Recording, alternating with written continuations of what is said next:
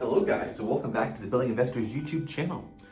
If you've been watching this channel, you'll notice that we're in the same room that we did the light switch in, and that we've done the outlet in. It's in the other side of the room. You won't be able to see it, so I guess you won't be able to know that. But today's video is all about how to replace a door handle for your doors. So as you can see, there's no door handle in here, so it's not really replacing a door handle, but we're going to be putting a new one in regardless.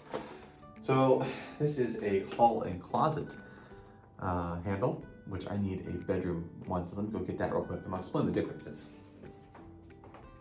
Okay, so the reason I had the hall and closet one was because I was going to do the hall and closet one, but then I ended up doing the bedroom one because it was a lot more visible for the camera, and because the bedroom or the door on the closet in the hallway is still sticking from the paint, so I want it to dry and all that stuff. So open your box. The first step.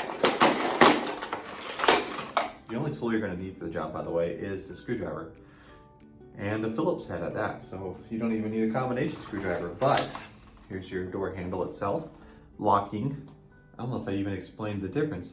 So the bedroom one is locking. It has a lock on the side, on the back side of the door. And the other one doesn't have a lock at all because it's a closet, so you're not going to be inside of it.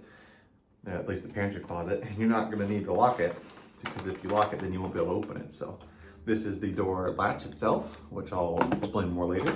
And then inside of your box is your striker plate, which we won't be using because this house has bigger striker plates, and I ended up using them to keep them in the door because otherwise if I put these smaller ones on, then the cutout for the old striker plates would be too big.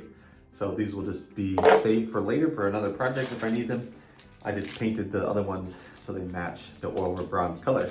And then also inside this box is a packet of screws, hardware for that stuff. So all of this is going to be useless, minus this piece. This piece I'll explain in a minute. It goes in that hole right there. There's also options. So let me stick this trash over yonder. And we are going to start out with installing this first. But as you can see, this has a nice rectangular little place where the screws hold it on. This door does not have that. Now I can come in with a chisel. I can mark this with a pencil all the way around it and then can chisel this out to the depth of that. And then I can screw this in nice and tight. I prefer that, but since these doors do not have those, we can take our screwdriver, which I guess we will need a flathead, so having an adjustable screwdriver is nice. Stick it in the side of your little striker plate thing here and just pop it like that. And it just releases the little rivets there on the back side. You won't need this anymore, that's trash. And you won't need this anymore, that's trash. But you can take your little cylinder here and you take this little silver chrome piece, slide it on to where the flat meets up with the flat on the back of this, like, sorry. So, and then when you push it on, it'll clip into those little nubs there. So now all you gotta do with this is to put it in, but you want the shaped side like this to go when the door closes to where it closes the latch, because if you put it this way, it's just gonna bonk into the striker plate. So now we're gonna stick this in here. But before we do, we got two options. You can see this little lever here. If we, on both sides, lift it up and then slide it, and then put it back down, we can make this longer or shorter. There's two options here. On the other doors, it's been the longer version, so I'm gonna set it to long, and then I'm gonna take this and put it in the door, like this. And then I'm gonna use the butt end of my screwdriver to tap it in.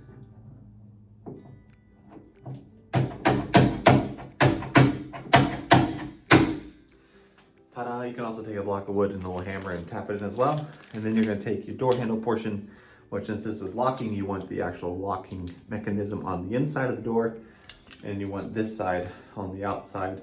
Now, if you were to need to get in this room, the key for it is like in this little thing. You've always wondered what those little bronze colored little, I'll show it to you later, but it's basically a little screwdriver. You stick it in this hole and then you can turn this latch from the inside and you can, or the outside, you can get into the inside. Oh, anyways, so this on the inside also has a little crescent shape. Line that crescent shape up with the hole in the door here. Let me move you close so you can see what I'm talking about. So right there's the crescent shape. We're gonna stick the locking side through here and turn this to where it goes through here. 1 second, trying hard to just do one hand here. Sometimes it's easier to do it with 2 hands. So this goes through that crescent shape as it's shown you, but sometimes you have to compress this to push it through. And then line it up, pops through, and then you take the other side and you find the crescent shape on it, and you line it up with that. It slides right in, and then you line up these screw holes, which is just nice and dark, so it's hard to see. Little screw holes right there. You're gonna turn this like that, and you're gonna stick the 2 screws that are in the thing in there. I'll show you those real quick because there's a few different screws inside of this package. Put you back there. Open this up. Sometimes it's easier just to cut it open a little neater. And then inside of this bag is the hardware.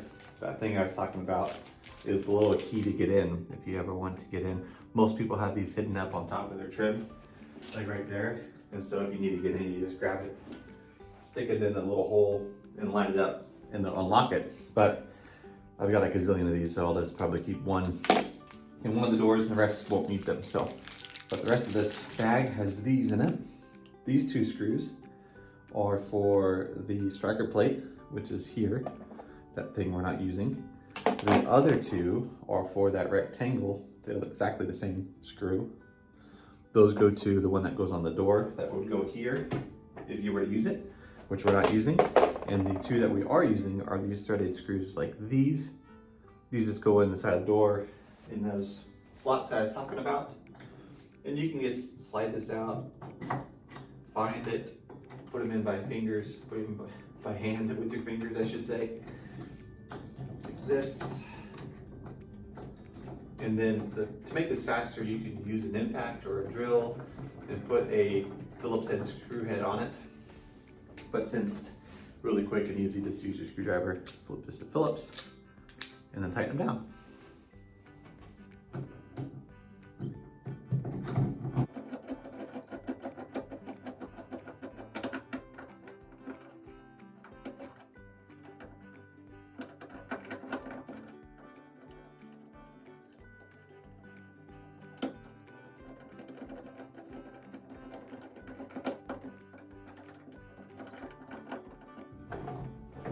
And then once you get tightened down, try it out.